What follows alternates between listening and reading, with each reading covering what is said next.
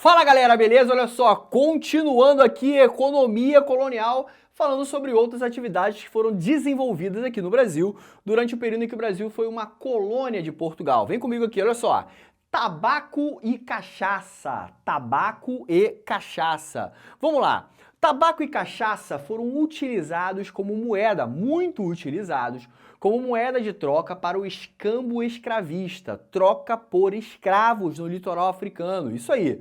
Produtos como o fumo e o aguardente eram produzidos aqui no Brasil e muito utilizados para trocar por escravos no litoral africano. Outra situação importante é que esses produtos também conseguiram alcançar um local muito significativo no mercado externo, ou seja, cachaça e fumo eram enviadas para várias partes do mundo com objetivos comerciais, lucro, produzidos no Brasil e enviados para fora do Brasil. Ou seja, o tabaco e a cachaça também foram produtos produzidos aqui no Brasil durante o período colonial. Além do tabaco e a cachaça, nós tivemos também o algodão.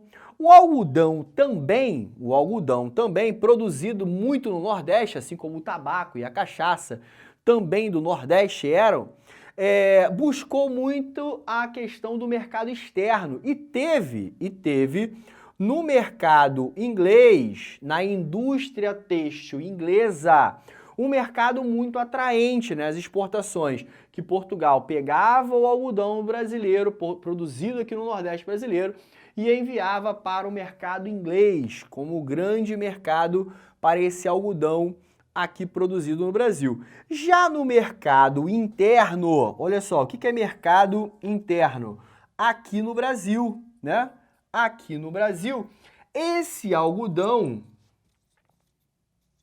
era utilizado para confeccionar roupa para escravos, né?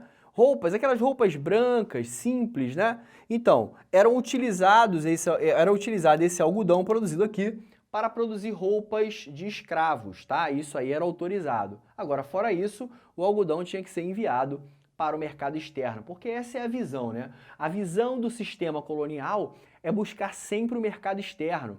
O mercado externo porque é lá que Portugal vai obter os lucros com as riquezas que vão sair aqui do Brasil. Bom, além do tabaco, cachaça, do açúcar, também da pecuária e da escravidão negra africana, nós tivemos também a mineração no Brasil, galera. Olha só, mineração. E quando a gente fala de mineração, não tem como a gente deixar de falar sobre o ouro ou a descoberta do ouro. Olha só, no final do século 17, olha aí. No final do século 17, na década de 1690, já no finalzinho, no apagar das luzes do século 17, uma expedição bandeirante, olha aí, paulistas, descobriram o ouro no Brasil, olha só. O ouro de aluvião, como foi conhecido, esse ouro encontrado aqui no Brasil, o ouro encontrado nos rios, na beira de rios, foi o ouro de aluvião. Esse ouro que foi encontrado em grande quantidade na região das Minas, pelos bandeirantes, começou a ser explorado aqui no Brasil. E grandes quantidades de ouro começaram a ser tirados das margens dos rios, de dentro dos rios. Era o ouro de aluvião. Esse ouro que predominou na região das Minas. Como assim predominou? Ora, a história vai dizer que o ouro foi encontrado, né, tanto nos rios quanto nas rochas, agarrado nas rochas, né? Mas o ouro que predominou, que foi encontrado em grandes quantidades, que tinha exploração para todos os lados da região das Minas, era o ouro de aluvião, esse ouro retirado dos rios, o ouro que predominou na região das Minas. E também foi o ouro que rapidamente se esgotou, o ouro que rapidamente se esgotou na região das Minas Gerais. Tá legal, galera? O ouro de aluvião, o ouro descoberto pelos paulistas, pelos bandeirantes, o ouro que logo se esgotou. Falando sobre os tipos de exploração de ouro na região das Minas, nós tínhamos esses dois tipos de exploração, as lavras e por faiscações. Exploração nas lavras e exploração por faiscações. Bom, o que seria a exploração de ouro nas lavras? Ora, era o ouro retirado das rochas, né? Então, quando se explorava ouro nas rochas, se dizia que se tinha ali a exploração das lavras.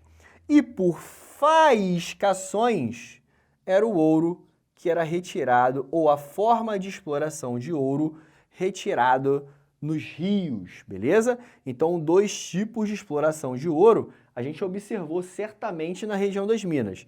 A exploração das lavras, a retirada de ouro nas rochas, e a exploração de faiscações, ou a exploração do ouro encontrado dentro de rios, tá legal? O que a gente pode falar ainda mais sobre a mineração no Brasil? Olha só, falando sobre mineração no Brasil, a gente precisa falar sobre a instalação da Intendência das Minas. Espera aí, o que foi a instalação da Intendência das Minas? Bom, o que a coroa portuguesa determinou?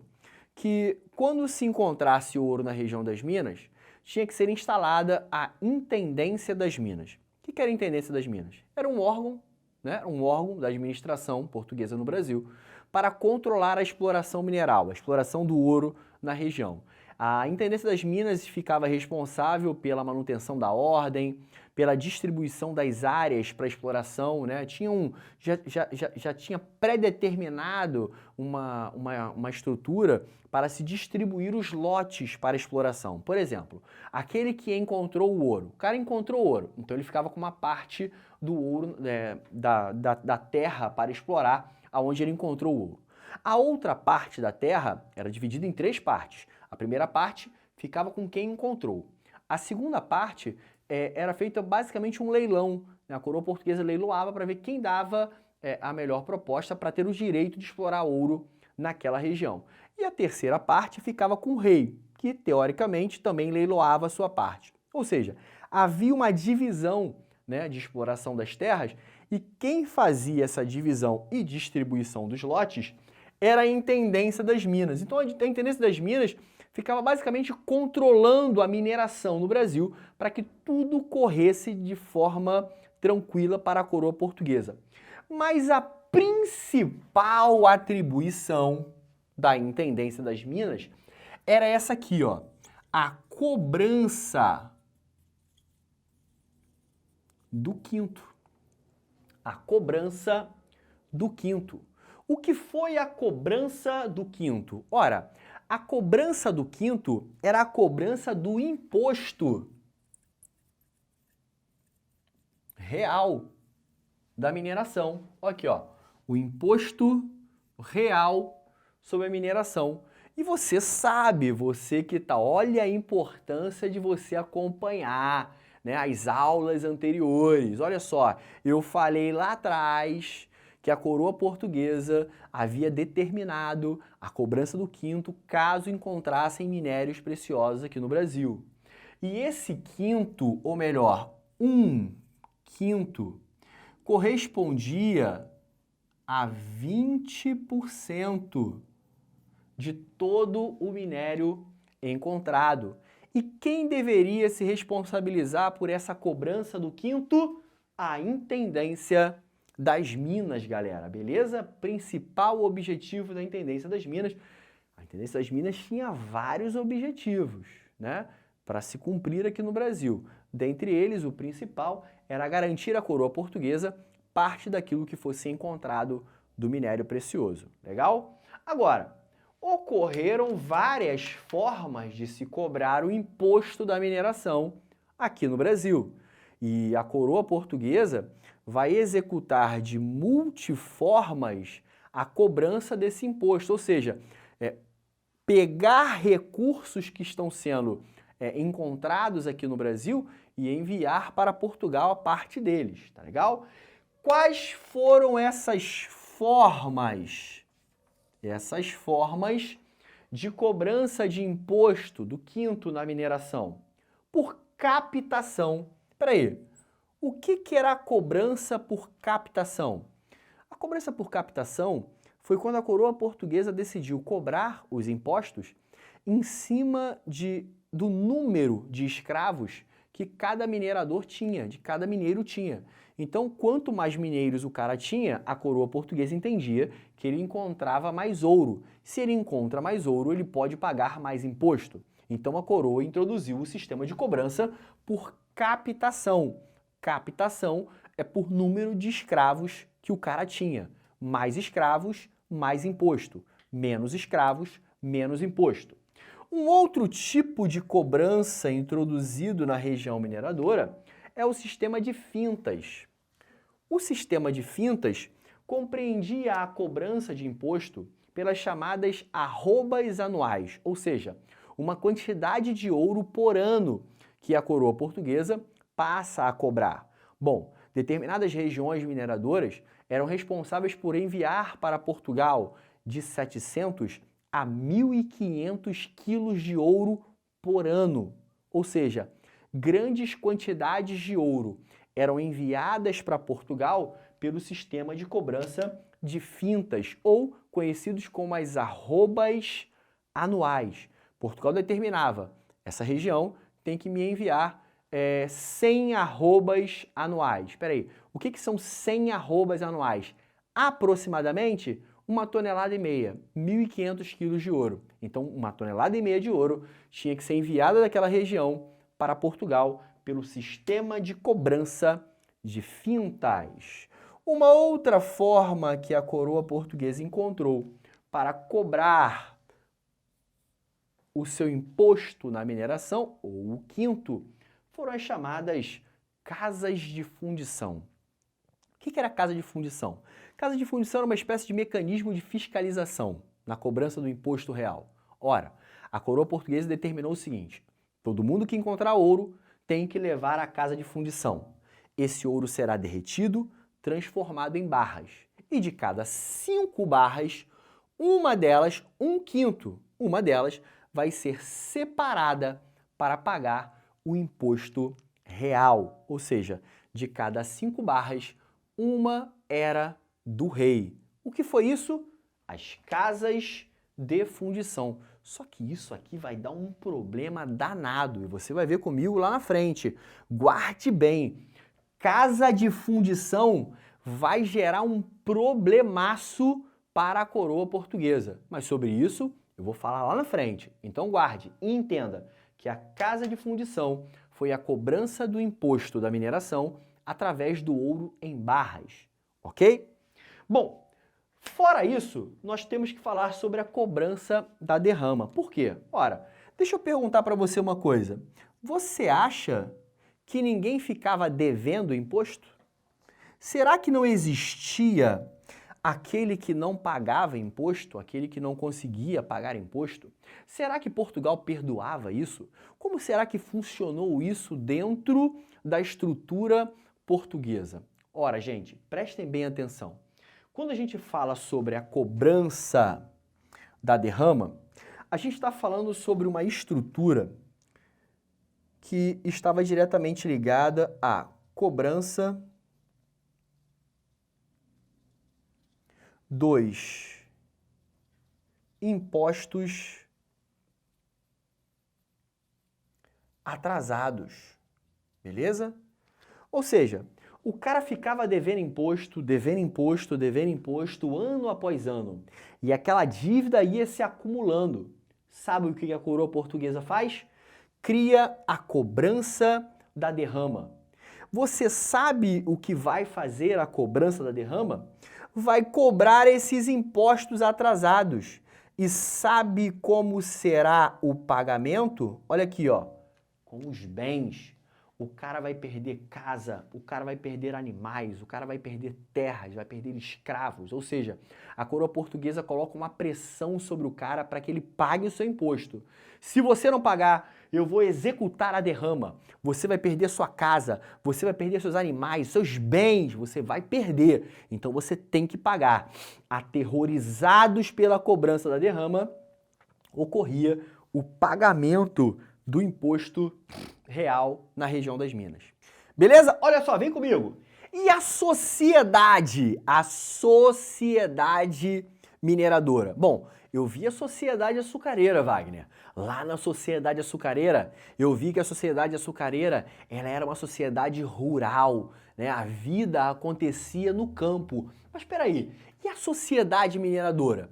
E a sociedade que vai se formar em torno da mineração, em torno da exploração do ouro na região das minas? Ora, essa sociedade mineradora que vai se formar na região das minas vai ser uma sociedade urbana. Olha só, a vida vai acontecer em cidades. Pequenas cidades vão surgindo, vão se formando, né? E vão se desenvolvendo para atender a região das Minas Gerais, para atender as necessidades, as demandas que são geradas dentro da região onde está ocorrendo a exploração de ouro. Por isso, dizemos que a sociedade mineradora se desenvolve dentro de um sistema urbano. A vida acontecia em cidades, comércio, ligações entre essas regiões, ok? Ou seja, a sociedade mineradora, diferente da sociedade açucareira, que era rural, se desenvolve dentro de um sistema urbano. Você viu comigo que a sociedade açucareira era uma sociedade formada por ricos e pobres.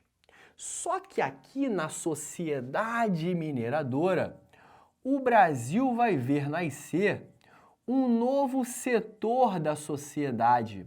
E que setor é esse? É a chamada classe média. Olha só. Ou seja, mobilidade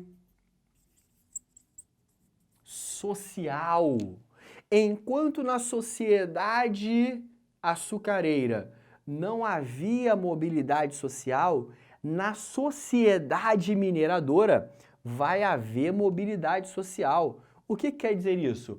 O cara que é pobre, ele vai ter condições de ascender a uma classe acima da dele, a chamada classe média, coisa que não havia lá na sociedade açucareira.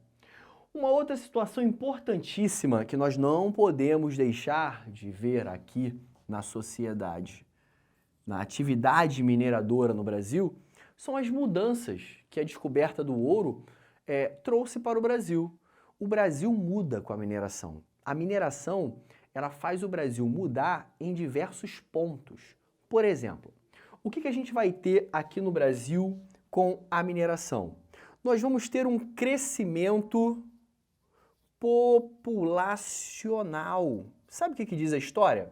A população brasileira cresce com a mineração. Só de Portugal por ano, vinham aproximadamente 4.000 pessoas para o Brasil. É muita gente. Então, o Brasil, a população brasileira, com a mineração, vai crescer e muito. Vai ser muito povoado o Brasil durante esse período da mineração. Uma outra situação importante é o desenvolvimento do mercado interno. Como assim desenvolvimento do mercado interno? Ora, nós vamos ter aqui no Brasil a ligação entre várias áreas do Brasil para atender a região das minas. Por exemplo, a pecuária do Nordeste se liga à região das minas, né? A pecuária sulista se liga à região das minas. Por exemplo, para se chegar até o mar, né, Minas Gerais se ligava ao Rio de Janeiro e muitas vezes também a São Paulo. Então, ligando-se à região das minas, várias regiões do Brasil vão fazer essa conexão com a região das Minas Gerais, fazendo surgir o que a gente chama na história como o desenvolvimento ou a ligação de um mercado, de um mecanismo interno, coisa que não havia antes da mineração. Uma outra situação importantíssima que vai ocorrer aqui no Brasil é a troca da capital. Você que está acompanhando essa série de vídeos deve lembrar que você viu comigo lá atrás que Salvador era a capital do Brasil. Salvador era a capital do Brasil. Só que com a mineração, isso vai deixar de acontecer. O Brasil vai ganhar uma nova capital, né? E que capital será essa? O Rio de Janeiro, em 1763. Em 1763, diz a história, o Marquês de Pombal, um cara que a gente vai estudar sobre ele já, nas próximas aulas, um pouco mais à frente, eu vou falar sobre ele aqui. O Marquês de Pombal decide trocar a capital do Brasil, de Salvador, para o Rio de Janeiro, com o objetivo de melhor fiscalizar o chamado Porto do Ouro. Por quê? Ora, gente, durante a mineração, o Rio de Janeiro foi decretado como o Porto do Ouro, ou melhor, o porto de onde o minério ou o ouro deveria sair da região das Minas e partir para ele, e dele para Portugal. Era um caminho mais perto, era um caminho mais rápido da região das Minas com o mar. Então o Rio de Janeiro ganhou muito destaque durante o período da mineração no Brasil. E um desses momentos, o Rio de Janeiro acaba se tornando a capital do Brasil. Beleza? Agora, o que mais de mudança o Brasil vai experimentar? Opa, o surgimento de uma arte voltada para o sagrado, a chamada arte sacra. E dela a gente pode citar o chamado barroco, a arte sacra barroca, ok? Uma outra questão também que surge aqui dentro do período da mineração no Brasil. Uma outra situação importante é a questão da pecuária. Olha só, a pecuária do Rio Grande do Sul. A pecuária do Rio Grande do Sul, eu já falei sobre ela com vocês lá em Economia Colonial, né, numa aula anterior, ela surge para atender a região mineradora. Ela surge diante de uma dificuldade que a pecuária nordestina vai ter. A pecuária nordestina vai passar por um problema seríssimo, né? Problemas climáticos, de seca, o gado vai morrer.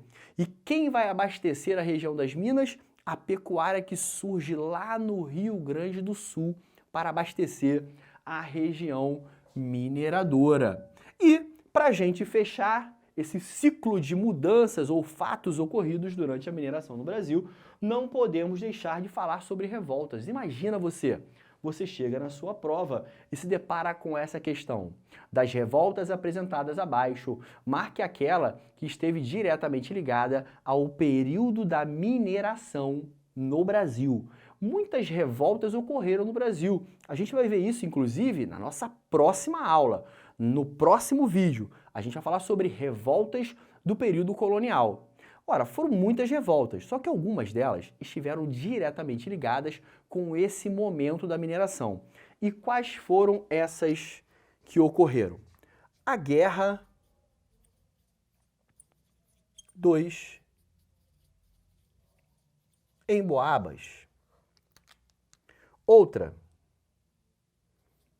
a Revolta de Vila Rica.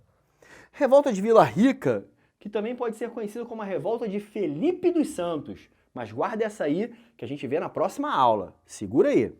E também uma famosíssima, né? Olha aqui. A Inconfidência